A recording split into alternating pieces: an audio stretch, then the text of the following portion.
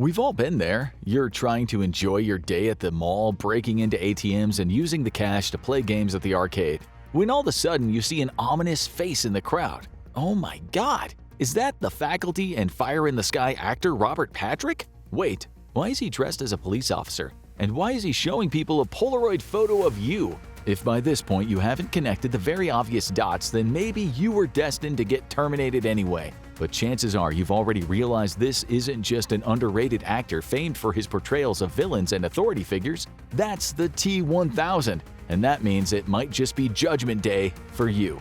For the uninitiated, the T-1000 is a fictional killing machine from the Terminator franchise, specifically and most famously from the 1992 sequel Terminator 2: Judgment Day, produced by the evil artificial intelligence Skynet. In the war-torn future of 2029, the T-1000 is one of the most advanced Terminators in the franchise, designed with the sole purpose of killing human beings. What really sets the T-1000 apart from its earlier counterparts is the lack of a metallic endoskeleton.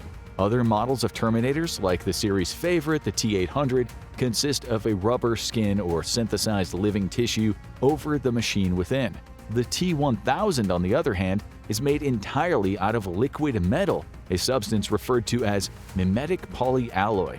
This liquefied alloy can shift and reform to fit the shape of anything it touches. While this might rule out considerably smaller inanimate objects or anything that requires mimicking a lot of complex parts like machinery, it does mean that T-1000 can shapeshift into human beings. This makes it a master of disguise and perfectly suited for infiltration whenever it's sent back to the past to carry out missions. As if that wasn't frightening enough, it could be anyone around you. The T-1000 can also use its liquid metal body to form various weapons, such as blades or hooks. Typically, the T-1000 will imitate a civilian that it meets or kills, using them as the template in order to remain undetected. During this time, it'll utilize skills in espionage and subterfuge instead of opting straight for brute force. In its primary disguise, a police officer, the T-1000 appears somewhat friendly as a way to manipulate human beings, gaining their trust in order to acquire information on its target or their whereabouts. It's not just the shapeshifting provided by its liquid metal form that makes it such a good infiltrator,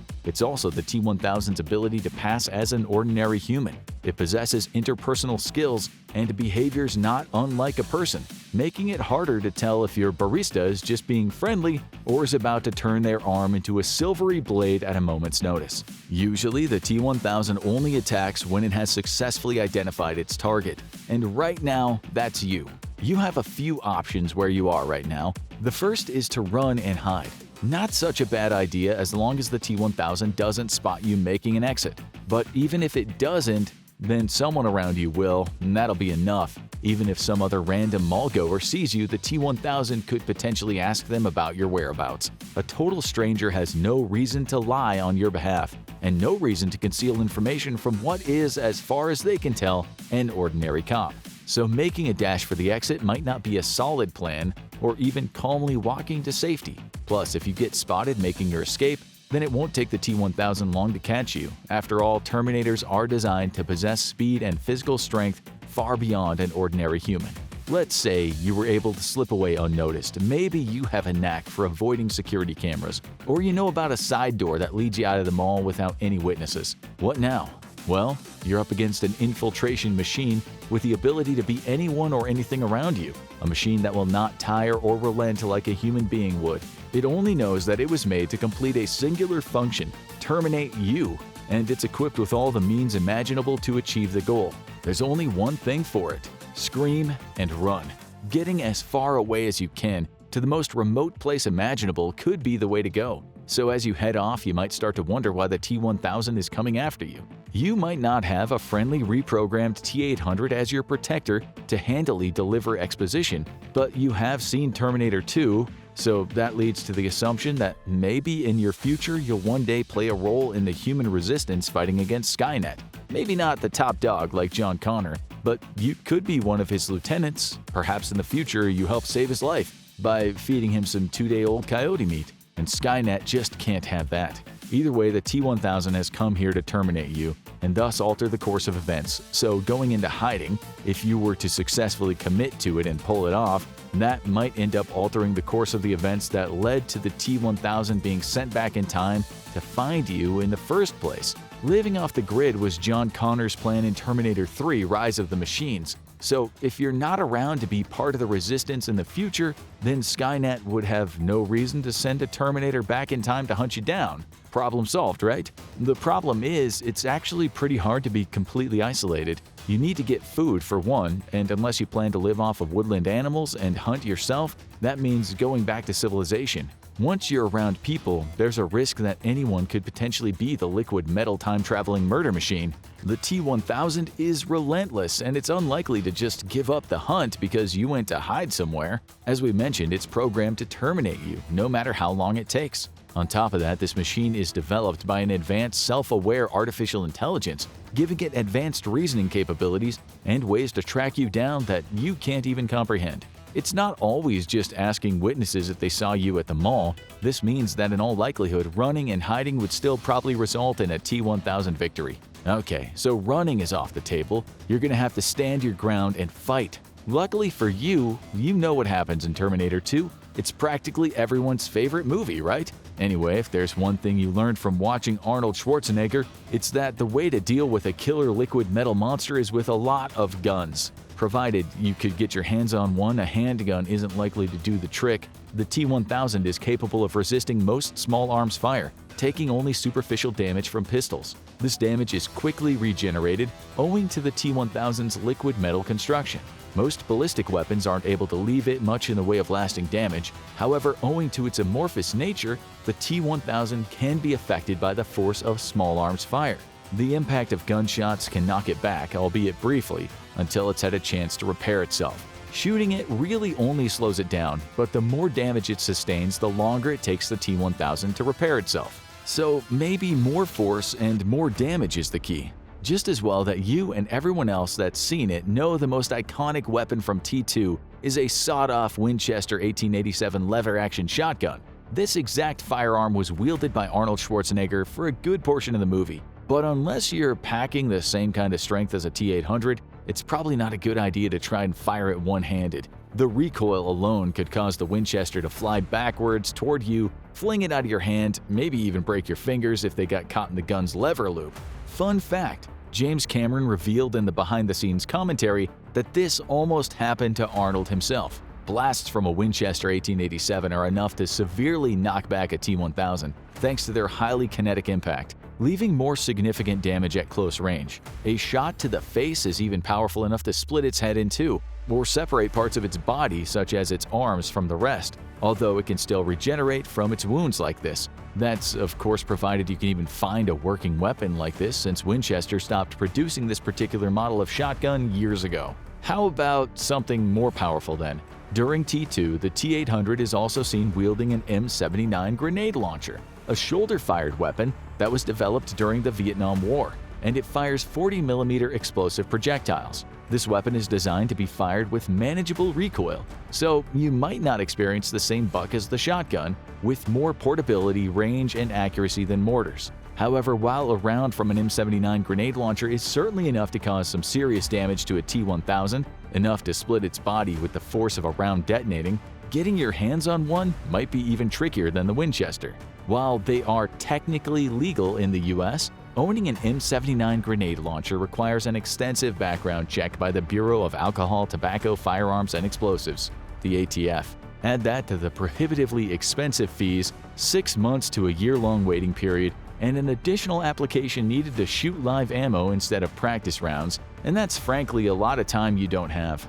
Great news for anyone concerned about the prospect of people owning grenade launchers, bad news for you who has a T-1000 on your tail. If you want to try a different explosive solution, then there's always the option to ditch the launcher and just try detonating a hand grenade. Working on that same principle, the blast could separate the T-1000's body into multiple parts, but the problem lies in getting close enough to do so. Thanks in part to its mechanical strength, the T-1000 is deadly in close-quarters combat, especially as it can fashion a variety of melee weapons, such as knives and other bladed implements, simply by extending one of its limbs and then solidifying the metal into the desired shape. It'd be a hell of a gamble, so it might be a better strategy to bug out and call it even this time.